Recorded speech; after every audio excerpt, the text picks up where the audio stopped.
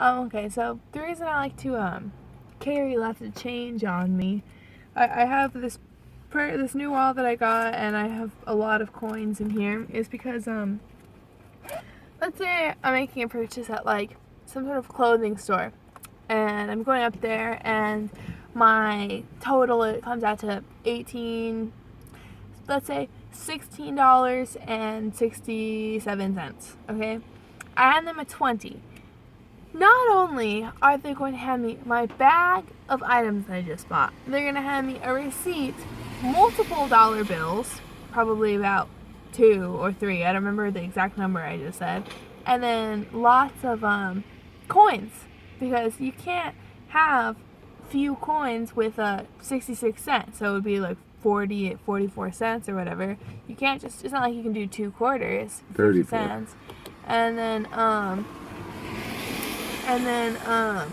so it's easier for me to have exact change, pay an exact change, and only get the receipt and the dollar bills and my items. Because with the coins, then I'm carrying all my stuff, and I want to put my dollars just quickly into my wallet, but I can't do that because I have to worry about the change first. I have to zip open my change pocket, put the change in there, zip it closed.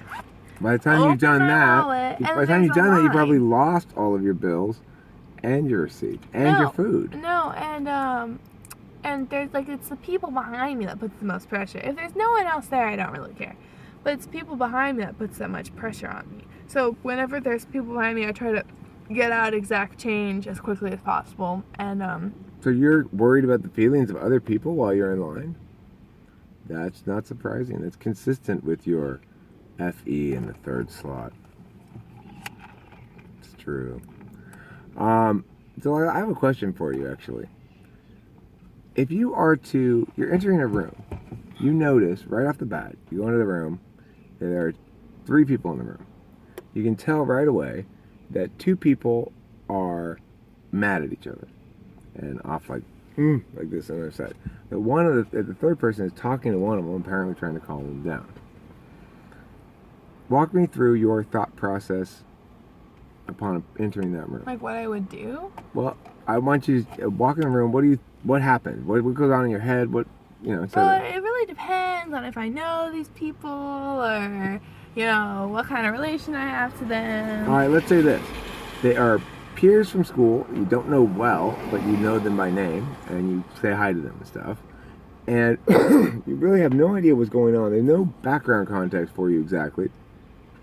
Except, here's one additional piece of information. You notice that here's some more information.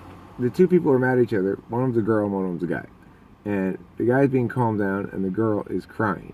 Well, I mean, even before you said that, but now especially that you said that, I would go up to the third person, the girl, and see if she's okay. Because if I went up to the 2 people, that would be kind of like, I mean, if I was in the girl's position, I would feel like, wow, that's kind of rude. Like, if a fourth party comes into the room and goes over to the 2 people who have each other when this girl's alone. Especially if she's crying, of course I'd go over there and console her. Like, that kind of solidified it when you said that. Like, if anyone was crying in a room that I walked into, I would probably go out of my way to go see if I didn't seem like I'd be intrusive, How would you make the determination as to whether or not you were being intrusive?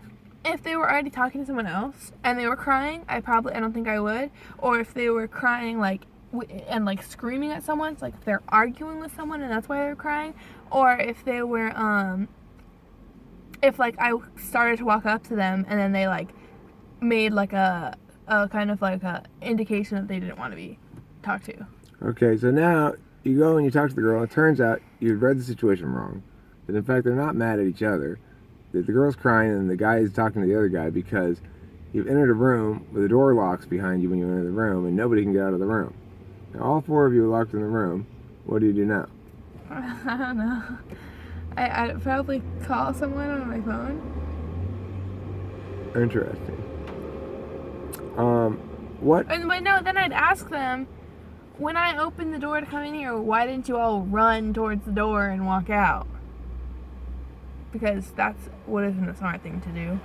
Or been like, no, and then made me not enter the room. Because it's a very quiet door, they didn't hear you open it. Okay, then I would call someone. You call someone. Phone doesn't work. No cell reception in this room. Well, where did I just come from? You came from a hallway that you've never noticed before at school. There's a new addition. They just finished construction on it. And in fact, it's not actually finished. It looks like it was finished, and you and these other people all thought it was finished. But it's not quite finished, and you all got locked into this room. I don't know. I'd probably try to break off the doorknob. Break off the doorknob, huh? How are you gonna do that? Or break the door down. It depends what kind of door it is. I mean, you can't physically get out of this room. It's all, they decided to make it out of stainless steel, everything. The whole room's out of stainless steel.